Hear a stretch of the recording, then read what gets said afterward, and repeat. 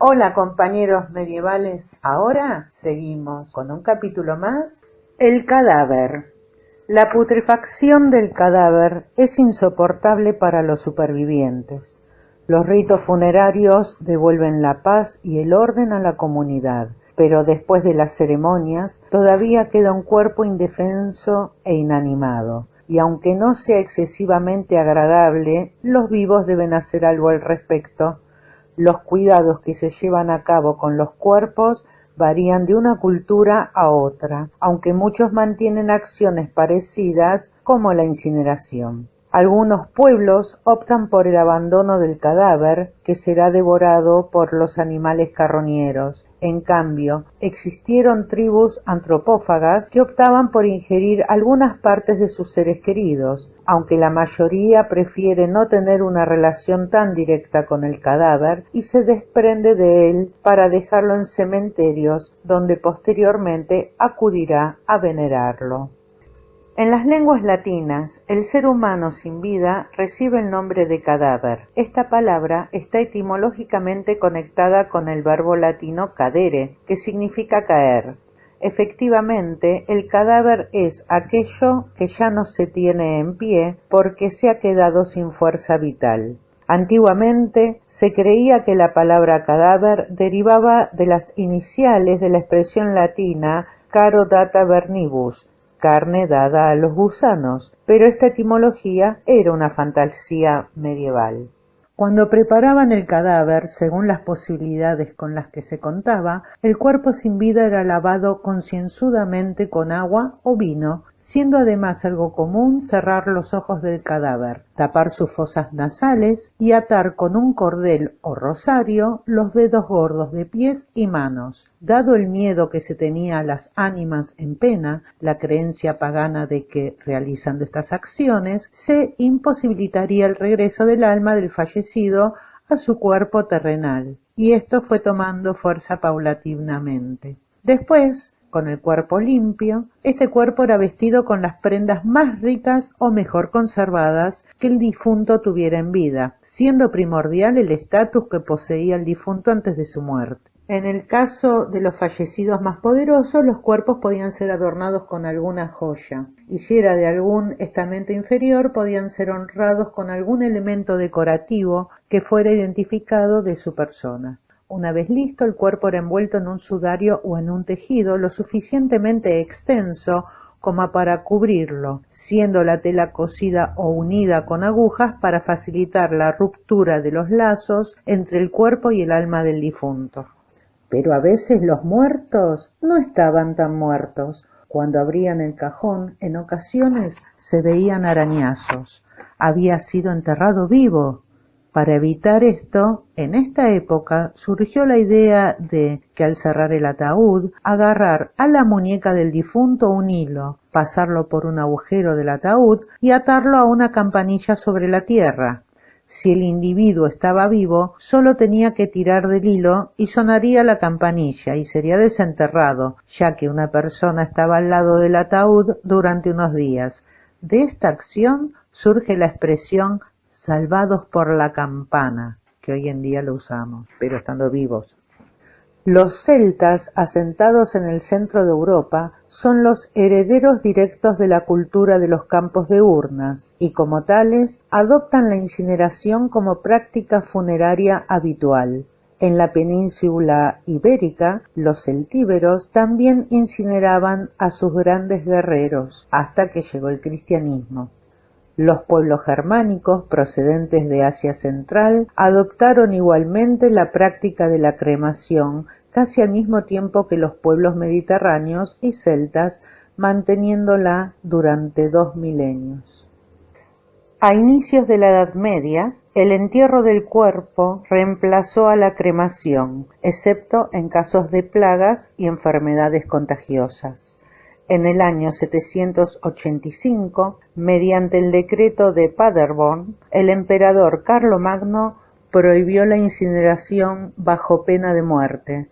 Durante los siguientes 1000 años, a nadie se le ocurrió prenderle fuego al cuerpo de un buen cristiano. En muchos casos, sobre todo en el cristianismo, la inhumación está relacionada con la esperanza en la resurrección. Según las creencias de esta religión, sólo resucitará el espíritu cuyo cuerpo haya sido enterrado íntegro. Por eso no admiten la incineración, ni se admitió durante la Edad Media. Pero existía el castigo de las llamas. En Europa, hasta bien entrado el siglo XVII, herejes y brujas acababan con sus huesos en la hoguera. Existían otros métodos tan efectivos como la incineración, pero ninguno era tan espectacular. En la España de los Austrias era tal su éxito que los inquisidores mandaron construir un quemadero a gran escala en el campo de Tablada, en Sevilla.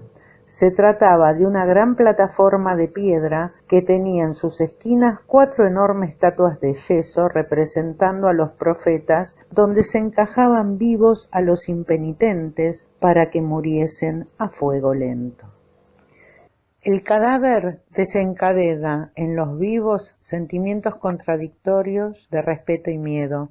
Cuando un ser humano muere, la comunidad se queda traumatizada porque una parte de ella ha desaparecido.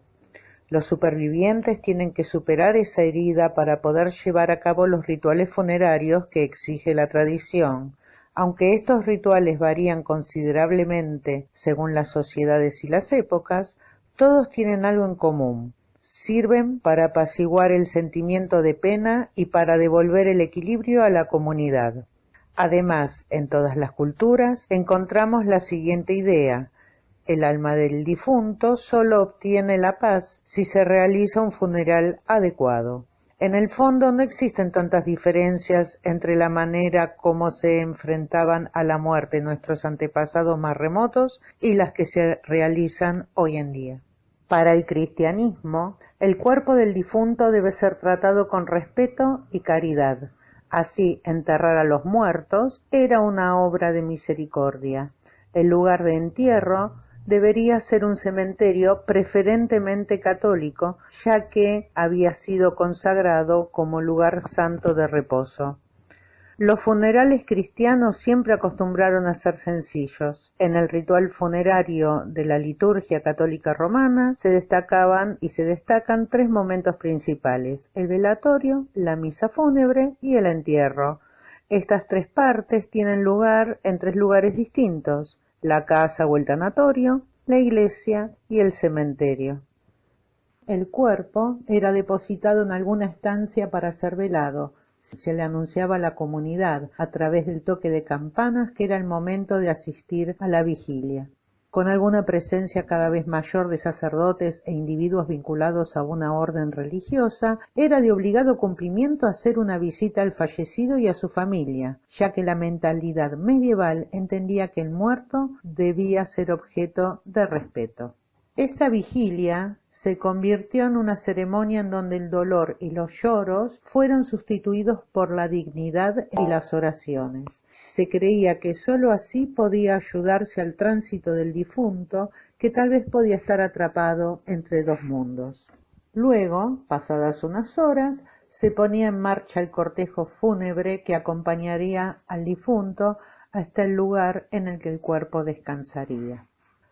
Cuando había misa de difuntos, el sacerdote recitaba salmos bíblicos, plegarias e himnos. Los textos seleccionados en la misa de difuntos hacían hincapié en el juicio divino, el miedo y la desesperación, con la intención de conmover a los falsos creyentes y atraerlos de nuevo al seno de la Iglesia.